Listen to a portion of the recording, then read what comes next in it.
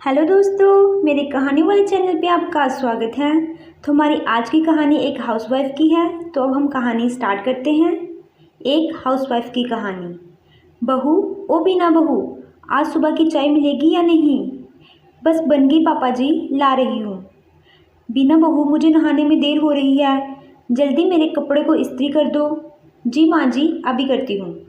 बिना, खाना बना कि नहीं? जल्दी लाओ, मुझे ऑफिस के लिए देर हो रही है। जे लीजिए आपका गर्मा गर्म नाश्ता।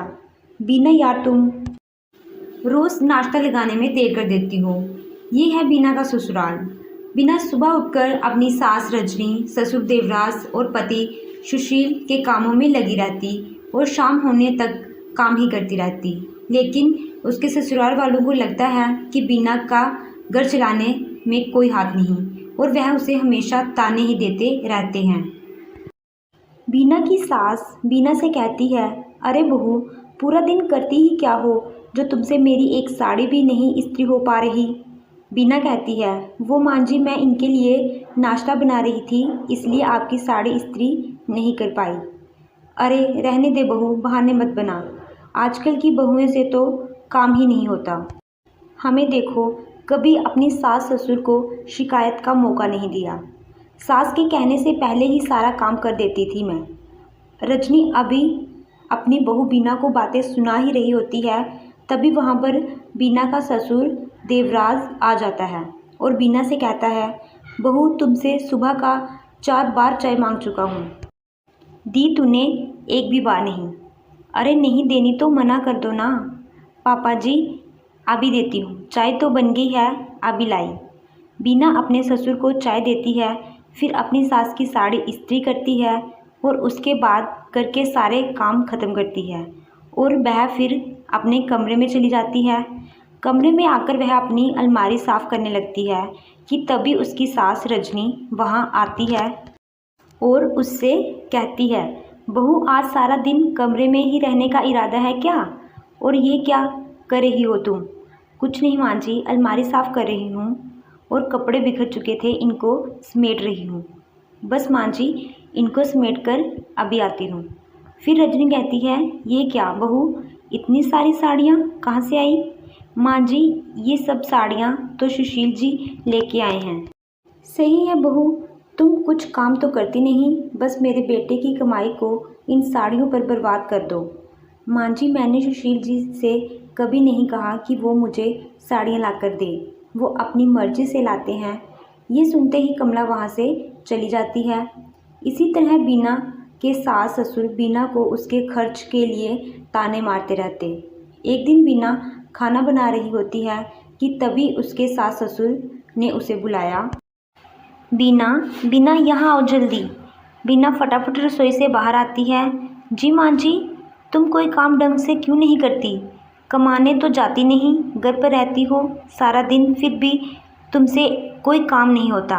बीना कहती है, माँ जी, ये आपको भी पता है कि मैं घर पर पड़ी नहीं रहती, घर पर कुछ ना कुछ काम करती रहती हूँ। अब बताइए कौन सा काम मैंने ढंग से नहीं किया? तभी बीना के ससुर बोलते हैं, बहू, तमीज़ से बात कर अपनी सास से। एक तो तुम इस घर के लिए कुछ करती नहीं और ऊपर से अपनी सास से जुबान लड़ाती हो। अरे छोड़िए जी, इसके दिमाग में ये बात नहीं आने वाली। और बहू, तूने कल कपड़े धोए थे ना? जी माँ जी, एक तो तूने कपड़े अच्छे नहीं धोए, ऊपर से तूने अपने बाबूजी का पजामा कुर्ता ऐसे ही छोड़ दिया, वो कौन धोएगा? वो माँ जी, मैं सारे कपड़े धो चुकी थी, उसके बाद पापा जी ने अपने कपड़े धोने के लिए दिए थे और रात का खाना बनाने के लिए भी देर हो रही थी। अगर मैं आपको रात का खाना देर से देती तब भी आप मुझे ही बातें सुनाती ना। अच्छा, अब हम तुम्हें बातें सुनाते हैं? आने दो सुशील को, अब वही ठीक करेगा तुम्हें। और बहू, तुम्हें बैठे बिठाए सब कुछ मिल जाता है, तभी इतनी बातें आ रही हैं। ज़रा बाहर जाकर 4 पैसे कमाकर तो दिखाओ। बीना ऐसे ही अपने सास ससुर की कड़वी बातें सुनकर वहाँ से चली जाती है और घर के दूसरे काम करने लगती है। बीना सारा दिन काम करती रहती। जब वह कुछ समय के लिए अपने कमरे में बैठ जाती या फिर उससे कुछ काम खराब हो जाता तो रजनी और देवराज उसको खूब कड़वी कड़वी बातें सुनाते। एक रात सभी एक साथ बैठकर खाना खा रहे थे। तभी सुशील कहता है, बीना, क्या आज खाना गुस्से में बनाया है क्या? नहीं तो क्या हुआ? अच्छा नहीं बना क्या? नमक कितना ज़्यादा डाला है?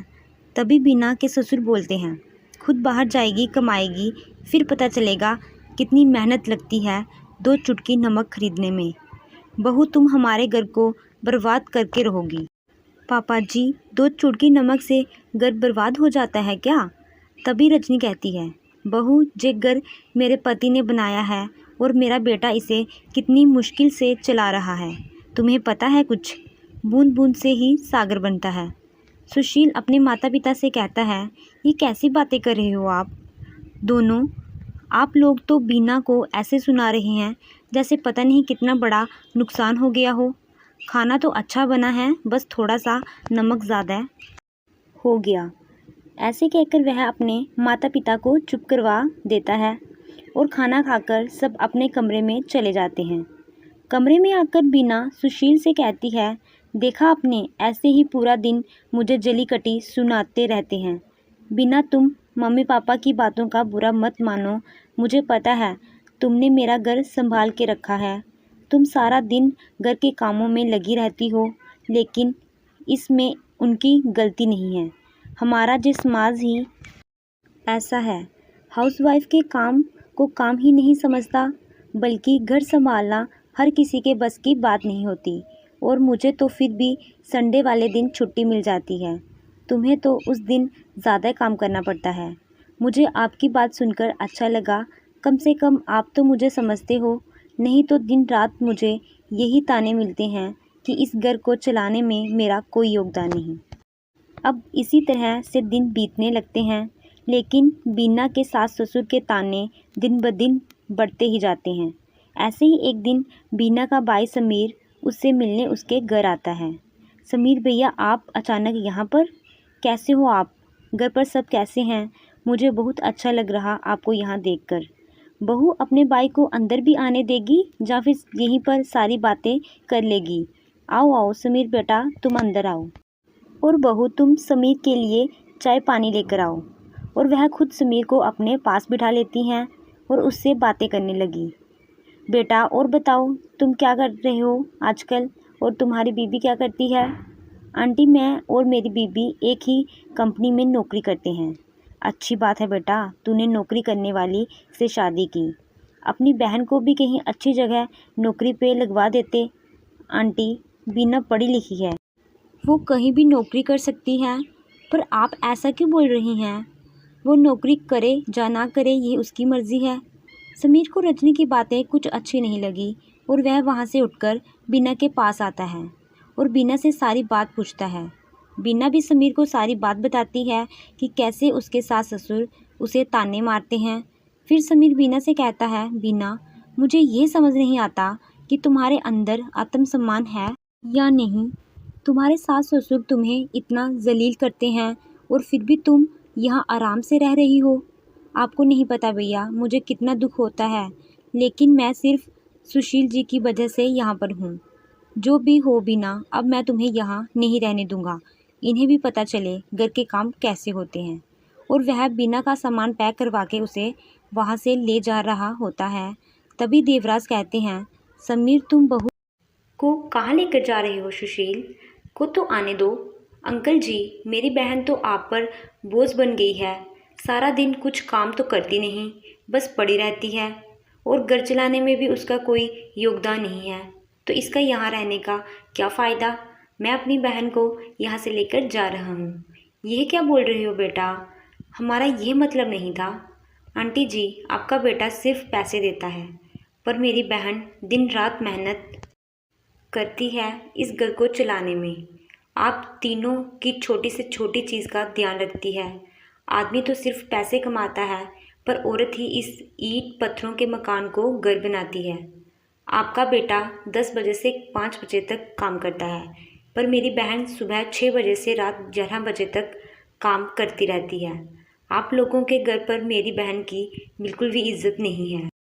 यह घर आपका और आपके पति का है, इसलिए अपने इस घर को अब आप खुद संभालो और वह बीना को लेकर वहाँ से चला जाता है। ऐसे ही कुछ दिन घर का काम करने के बाद रजनी और देवराज को अपनी गलती का एहसास होता है और वह बीना को लेने समीर के घर जाते हैं और बीना से माफ़ी मांगते हैं और उसे फिर से उसके घर ले आते हैं। तो दोस्तों, कैसी लगी आपको मेरी ये कहानी अच्छी लगी हो तो वीडियो को लाइक कीजिएगा और मेरे चैनल को सब्सक्राइब कीजिएगा। Thank you.